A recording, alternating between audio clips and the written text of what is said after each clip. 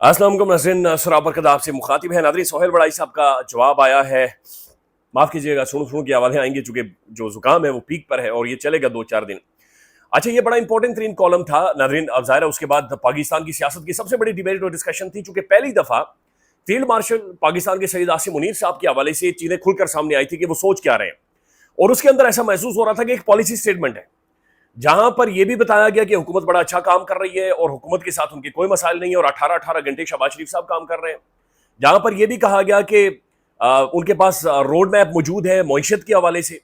जहां पर उनको यह भी कहा गया कि उनके बैनुल अक़वामी ताल्लुकात को लेकर या पाकिस्तान की फॉरेन पॉलिसी को लेकर फील्ड मार्शल साहब क्या समझते हैं, तो पूरी एक डिटेल्स मौजूद थी। वहां पर एक सवाल होता है कि सर, ये जो सियासी मुसालिहत है या सियासी मसलहत है, बहरहाल ये जो है लफ्ज है, ये जो सियासी मसालिहत है, इसका क्या सोल्यूशन है? फिर वो मिसाल दी जाती है आदम की, फरिश्तों की, शैतान की। उसके बाद जो कॉलम दूसरा आता है उसमें कहा गया कि सियासी मसालिहत कर लें, कह दीजिए डियर कह दीजिए, नहीं तो माफी मांगनी पड़ेगी। DGISPR ने कहा कि जनाब ये मन गढ़ंत था और ये इन्होंने अपने जाती तशहीर के लिए, जाती मुफादात के लिए किया था। एक दरखास्त भी उनके हवाले से, सोहेल बड़ाई साहब के हवाले से दायर कर दी गई है। अब बड़ाई साहब का नाज़रीन इसके ऊपर जवाब आया है, वो आपके सामने रखते हैं, लेकिन उससे पहले अलीमा खान साहबा के आज दोनों बेटे नाज़रीन गिरफ्तार हो गए। एक बेटा गायब है और दूसरा अरेस्टेड है। कल उसे उठाया गया था घर से, चड्डी बनियान में उसे अदालत में पेश किया गया, लेकिन ये इस वक्त सबसे बड़ी बैनुल अक़वामी खबर बनी हुई है।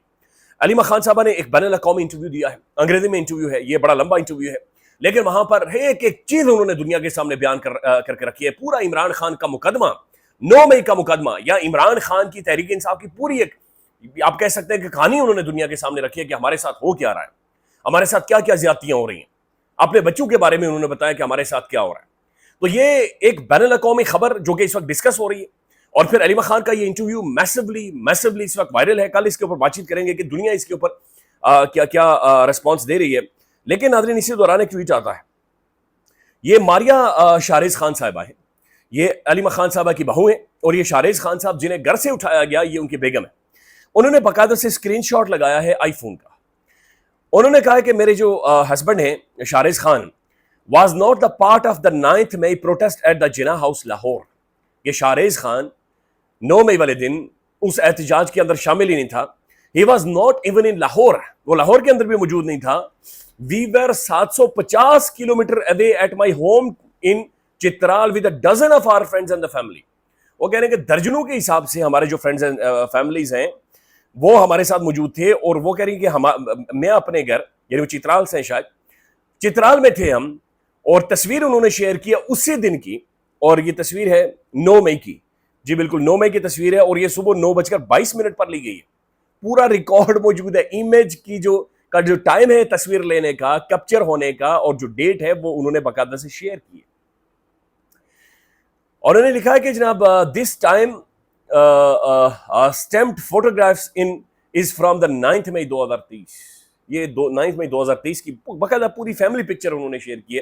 मैं आपको अगर दिखा सकूं तो यहां पर वो सारी चीजें, ये खड़ा है जी शाहरेज खान और पूरी फैमिली खड़ी है, दर्जनों लोग खड़े हैं, और वो कह रही हैं कि जनाब हम चित्राल के अंदर मौजूद थे जब ये 9 मई के हवाले से मामला शुरू हुआ। और 9 मई में शाहरेज खान के ऊपर नाज़रीन इल्जामात ये लगा दिए हैं कि उनके पास कोई आला था और ये सरकारी अमलाक तोड़ रहे थे और ये किसी को मारने की धमकियां दे रहे थे। तो चित्राल से होकर 750 किलोमीटर दूर ये लाहौर में पहुंचकर हाथ ऊपर से आया और ये यहाँ पर अमलाक तोड़ रहा था। पाकिस्तान में ही होता है नाज़रीन। कासिम खान ने नाज़रीन ट्वीट किया है, उन्होंने कहा कि मेरे कज़न शाहरेज और शेर शाह को अगवा कर लिया गया है, जबकि हसन नियादी को फौजी अदालत में सजा सुनाई गई। ये खुली जबर है, रियासती जबर है जो हमारे साथ किया जा रहा है, सिर्फ इसलिए कि खानदान के अफराद को सजा दी जाए, क्योंकि सुप्रीम कोर्ट ने इमरान खान को जमानतें देने की कोशिश की है। ये केस एस्टेब्लिश हो गया है कि चूंकि पाकिस्तान की जुडिशरी ने कोशिश की तो उसको विक्टिमाइज करने के लिए, इस फैमिली को और दबाने के लिए इन्होंने ये काम किया कि गिरफ्तारियां की। अब ये बहुत बड़ी खबर है और आप देखिएगा कि ये बहुत बड़ी गलती पंजाब के एडमिनिस्ट्रेशन ने की है कि खासतौर पर शहरोज के हवाले से, चूंकि ये बंदा एस्टेब्लिश करेगा कि उस दिन चित्राल के अंदर मौजूद था। नाज़रीन मोहतरम, सोहेल बड़ाई साहब ने कॉलम लिखा है और जाहिर है पंजे जलते हैं नाज़रीन साहब के पाकिस्तान के ऊपर बातचीत करते हुए, या किसी के ऊपर भी बातचीत करते हुए पाँव जलते हैं, हीट महसूस होती है। और बड़ाई साहब को भी, मोहतरम बड़ाई साहब को भी हीट महसूस हुई है। इनका कॉलम नहीं आया नाज़रीन, कॉलम मेरे ख्याल में जंग अखबार ने छापने से शायद इनकार कर दिया, ये छपवाना नहीं चाहते थे, चूंकि इससे पहले वाले सिर्फ कॉलम्स थे जो अखबार के अंदर छपते थे। ये एक सादा पेज के ऊपर लिखी हुई तहरीरें हैं जो कि उन्होंने ट्विटर के ऊपर शेयर की हैं। वो कहते हैं कि बड़ी सियासत और अदना सहाफती कारकुन, کہ سیاست بہت بڑی ہے اور میں معمولی سا صحافتی کارکن ہوں. تحریک انصاف, اچھا یہ دیکھیں جی بات کیا ہو رہی ہے, اور وڑائی صاحب پھر پی ٹی آئی اور یوٹیوبرز کی طرف چلے گئے. تو وڑائی صاحب کی زبان میں یہ کھلا تضاد نہیں ہے. وڑائی صاحب بات کس نے کی سر؟ کون کہہ رہا ہے کہ آپ من گھڑت کہانیاں بیان کرتے ہیں, اپنے ذاتی مفادات اور تشہیر کے لیے کیا؟ آپ شہباز گل اور حماد اظہر پر چڑھ دوڑے ہیں. اب سنیں وڑائی صاحب کیا کہہ رہے ہیں. تحریک انصاف اور اوورسیز کی سب سے بڑے اور ہونہار رہنما زلفی بخاری صاحب نے فرمایا کہ سہیل وڑائی از ڈسٹرائڈ. سہیل وڑائی تباہ ہو گیا ہے. میرے خلاف پی ٹی آئی ٹرولز اور ڈالرز کمانے والے ویلاگرز کی جانب سے ٹاؤٹ, فوج کا ایجنٹ, باتھ روم دھونے والا کہہ کر چلائی جانے والی مہم کا میں نے بطور صحافتی روایت 5 دن تک جواب نہیں دیا. اچھا وہ کہہ رہے ہیں کہ جناب پی ٹی آئی ٹرولز نے جو کیمپین چل, بھائی آپ کالم لکھ رہے ہیں اور پاکستان کے فیلڈ مارشل کے حوالے سے آپ کالم لکھ رہے ہیں. اچھا آگے دیکھیں سہیل وڑائی صاحب کیسے بالکل پتلی گلی سے نکلتے ہیں. اب ناظرین مسئلہ یہ ہے کہ یہ بہت ہی ریپیوٹیڈ پرسنالٹی ہیں اور ہمارے یعنی پورا احترام ہے وڑائی صاحب کے لیے, لیکن کلیئرٹی نہیں ہے. یہ مسئلہ کلیئرٹی کا ہے یہاں پر. ناظرین آگے سنیں وہ کیا کہتے ہیں. وہ کہتے ہیں کہ میں نے جواب نہیں دیا اور نہ ہی میری 40 سالہ صحافتی تاریخ کو مس کرنے والوں کو جواب دوں گا. ذاتی الزامات کے حوالے سے کسی تبصرے اور جواب کی ضرورت نہیں ہے. آنے والے وقت اور تاریخ اور لکھی جانے والی تاریخ ہر معاملے کو واضح کر دے گی. میں نے زندگی میں لڑائی جھگڑے تو تکار سے ہمیشہ اجتناب کیا ہے, اور اب بھی میں سوچنے کے لیے اب بھی میری رائے یہ ہے کہ تو تکار نہیں ہونا چاہیے. نو ڈاؤٹ ان کی نیچر ہے. اچھا اس کے بعد D G I S P R کا ذکر کر رہے ہیں جناب احمد شریف چودھری. اچھا D G I S P R انہوں نے نہیں کہا, انہوں نے انہیں ڈائریکٹ نام سے مخاطب کیا, جنرل بھی نہیں لکھا, جناب احمد شریف چودھری صاحب لکھا ہے. یعنی D G I S P R بھی نہیں لکھا, جنرل صاحب بھی نہیں لکھا, کچھ بھی نہیں, ڈائریکٹ جناب احمد شریف چودھری, آگے صاحب بھی نہیں لگایا. ویسے احمد شریف چودھری کا میرے دل میں ذاتی احترام ہے. یعنی آئی ایس پی آر صاحب کی اسٹیٹمنٹ کے اوپر کہتے ہیں ذاتی احترام. ذاتی ملاقاتوں میں وہ بہت خوشگوار ہیں, مگر انہوں نے جن باتوں کی تردید کی ہے ان کا ذکر مذکورہ کالم میں نہیں تھا. شاید انہوں نے غلط فہمی کی بنیاد پر بات کی ہو, اور اس کالم میں میرا کوئی ذاتی فائدہ ہو سکتا ہے. آگے کوشچن مارک ڈالا ہے. انہوں نے کہا کہ جناب یہ لکھ رہے ہیں کہ احمد شریف صاحب نے جو کہا تھا کہ سہیل وڑائی صاحب نے ذاتی فائدے کے لیے یہ سب کچھ کیا اور ذاتی تشہیر کی ہے, تو پھر وہ لکھ رہے ہیں کہ شاید احمد شریف صاحب کو یعنی D G I S P R general Sharif صاحب کو غلط فہمی ہو گئی. کیا اس کالم سے میرا کوئی ذاتی فائدہ ہو سکتا ہے؟ اگر اس حوالے سے کوئی سوال اب بھی موجود ہے تو میں اس کی وضاحت کے لیے ہمیشہ حاضر ہوں. انہوں نے مستند طور پر فرمایا کہ فیلڈ مارشل نے کوئی انٹرویو نہیں دیا. میرے پورے کالم کو دوبارہ پڑھ لیں, اس میں کہیں انٹرویو کا لفظ استعمال نہیں ہوا. اچھا انٹرویو کا لفظ یعنی سہیل وڑائی صاحب ناظرین کالم لکھ رہے ہیں اور انہیں کیا وہ ان الفاظ کی ہیرا پھیری کریں گے کہ انٹرویو کیا تھا اور ملاقات کیا تھی؟ میں پڑھ کر سناؤں گا انہوں نے کالم کے اندر کیا لکھا ہوا ہے. ناظرین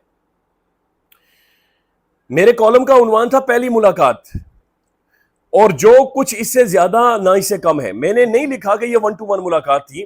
جس تقریب میں 800 حاضرین موجود ہوں وہاں پر 1-to-1 ملاقات کیسے ہو سکتی ہے؟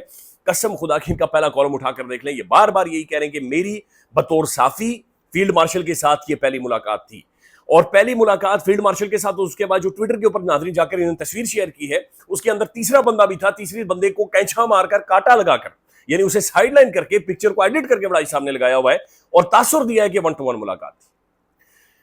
آگے وہ کہتے ہیں کہ 9 مئی عمران خان اور معافی کے حوالے سے وہاں کوئی بات نہیں ہوئی. وڑائی صاحب 9 مئی معافی کے حوالے سے بات ہی نہیں ہوئی, تو آپ نے اپنے پہلے کالم کے اندر یہ چیز دکھایا کہ جب سیاسی مصالحت کے بارے میں بات چیت ہوئی تو انہوں نے وہ سٹیج کے اوپر وہ مثال دی تھی فرشتوں کی اور اس کی. یہ بات بالکل درست ہے کہ برائے کرم اس کالم کو دوبارہ پڑھ لیں. اس میں سرے سے 9 مئی عمران خان اور ان کی معافی کا ذکر ہی نہیں ہے. ناظرین میں نے دوبارہ جا کر اس کالم کو پڑھا ہے اور دوبارہ پڑھنے سے بھی آپ کو یہی تاثر ملے گا کہ صرف عمران خان کی معافی کے بارے میں بات چیت ہو رہی ہے. اگلے دن جو کالم لکھا گیا تھا اس کالم کا عنوان ہی یہ تھا کہ ڈیئر قیدی جی معافی مانگ لیں, اور 20 دفعہ سہیل وڑائی صاحب نے کہا کہ ڈیئر قیدی جی معافی مانگیں. آگے وہ لکھیں کہ میں نے صرف ایک فقرہ لکھا کہ سیاسی مصالحت کے حوالے سے انہوں نے قرآن کی آیت اور اس کا ترجمہ پیش کیا. اب لوگوں اور ٹرولز نے یہ تاثر دیا اور وہ ان کی مرضی ہے. گویا جن پوائنٹس کے اتنے بڑے پیمانے پر تردید کی گئی ہے ان کا تو ذکر ہی نہیں ہے کسی کے ذہن میں. اچھا یہ وڑائی صاحب نہ گھما رہے ہیں, یہ چکی گھما رہے ہیں. اس کے بعد وہ کہتے ہیں بطور ادنا ترین صحافتی کارکن میری رائے میں صحافتی اور سیاست دونوں جمہوریت کی اولاد بھی ہیں اور پڑوسی بھی ہیں, مگر دونوں گھروں کے درمیان کوئی گھسنے والا دروازہ نہیں ہے, ٹھوس دیوار ہے. اس مقدس دیوار کو پھلانگے بغیر آپ عبور نہیں کر سکتے. بدقسمتی سے سیاسی کارکنوں نے صحافت کی دیوار پھلانگ کر اس کے صحن کا راستہ بنا لیا ہے.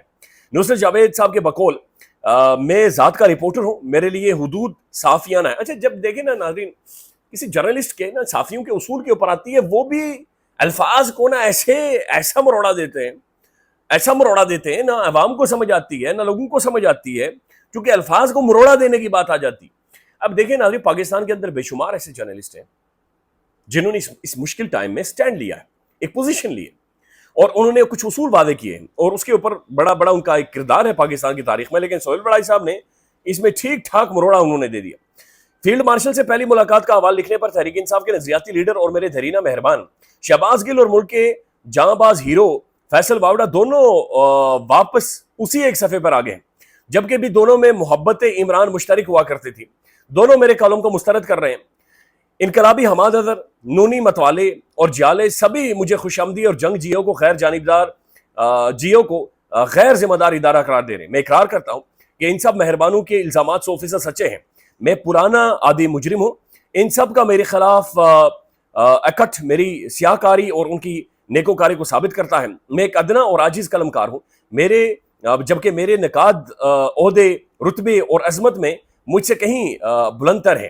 میں اقرار کرتا ہوں کہ میرے گناہوں کی ابتدا آج سے نہیں ہوئی، اور یہ معتوب، خوش آمدی، غدار، ٹاؤٹ یا غیر ملکی غیر ذمہ دار، یعنی وہ انہوں نے اس کے بعد بیان کیا ہے کہ اپنی تاریخ بیان کی ہے کہ انہوں نے کب سے انٹرویوز لوگوں کے شروع کیے، اور بڑے پرائم ٹائم میں بڑے مشکل حالات میں انہوں نے لوگوں کے انٹرویوز کیے. یہ جیسے انہوں نے ذکر کیا کہ میں نے جناب 80 کی دہائی میں جنرل ضیاء اللہ کی محمد خان جنیجو کے خلاف چارج شیٹ انہی کی منہ زبانی شائع کی تھی، اور باقی صحافی سے شائع نہیں کر رہے تھے، لیکن میں نے اس وقت جا کر کی تھی. پھر لکھ رہے ہیں کہ ضیاء اللہ نے بطور لیکچرر توسا ٹرانسفر کیا، بطور لیکچرر توسا ٹرانسفر کیا. اس کی کہانی الگ ہے. نواز شریف جلا وطن ہوئے تو ان کا نام تک شائع نہیں ہوتا تھا، لیکن میں پہلا صحافی تھا جو میاں نواز شریف سے ملاقات کی اور ان کا انٹرویو روزنامہ. اچھا یہ دیکھیں، یہ اپنی پوری تاریخ بیان کر رہے ہیں، لیکن عمران احمد خان نیادی کے لیے کیا ناظرین سہیل بڑائی صاحب نے کوشش کی ہے کہ اڈیالہ جیل میں جا کر انٹرویو کریں، لیکن یہاں پر یہ بتا رہے کہ انہوں نے باقاعدہ سے بعد جا کر میاں نواز شریف کا انٹرویو کیا، مشرف باہر گیا، مشرف کا باہر جا کر انٹرویو کیا، پھر کتابیں لکھی کہ غدار کون ہے. جنرل مشرف نے اس کے خلاف ڈیلی ٹائم میں انٹرویو دیا، مگر جب مشرف اقتدار سے رخصت ہوئے تو لندن جا کر ان کا پہلا انٹرویو اس خادم نے کیا. یاد رہے کہ جب نواز شریف اور جنرل مشرف سے میں نے یہ انٹرویو کیے، اس وقت دونوں جنگ اور جیو گروپ سے ناراض تھے، پھر بھی یہ انٹرویو شائع اور نشر ہوئی. جنرل باجوہ ملاقاتوں کے بہت شوقین تھے. صحافی تو انہیں کئی ملے ہوں گے، مگر باجوہ ڈاکٹرائن لکھنے کا پہلا گناہ میں نے سرزد کیا ہے. پہلے روز جنرل باجوہ اس تحریر سے خوش ہوئے، لیکن ایک ہفتے بعد بہت زیادہ ناراض ہوئے تھے. نواز شریف کے جناب دور نصف النہار پر پارٹی ازدوار لکھا تو نونی ناراض ہو گئے اور جھوٹا قرار دیا. عمران خان کے دور میں یہ کمپنی نہیں چلے گی تو تحریک انصاف والی ناراض ہوگی. تو پوری کہانی نو ڈاؤٹ ان کا ناظرین کنٹریبیوشن تو ہے. باقی رہی برسلز کی ملاقات، اس حوالے سے قرآنی آیات، معافی، فرشتے اور شیطان کی گفتگو، یہ فیلڈ مارشل کی تقریر کا ایک ٹکڑا تھا. اس کی جو مرضی تعویلیں گھڑ لیں، یہ آپ کی مرضی ہے. میری ذاتی خواہش مصالحت اور ملکی استحکام کی ہے، حالانکہ مجھے 2.5 سال سے جو بھی معلومات حاصل ہے اس کے مطابق مفاہمت، معافی یا کسی معاہدے کی دور دور تک گنجائش نہیں ہے. لیکن کیا کوئی گناہ گار اپنی خواہش کا اظہار نہیں کر سکتا؟ اس لیے منفی سوچ اور منفی ہتھ کنڈوں سے کچھ مثبت برآمد نہیں ہوگا. فرض کریں اگر کسی کو میری بات سے اختلاف ہے تو کیا مجھے کہنے کا اختیار بھی نہیں ہے؟ کیا یہ فاشسٹ رویہ نہیں ہے کہ دوسروں کے الزامات اور دھمکیوں سے دبایا جائے؟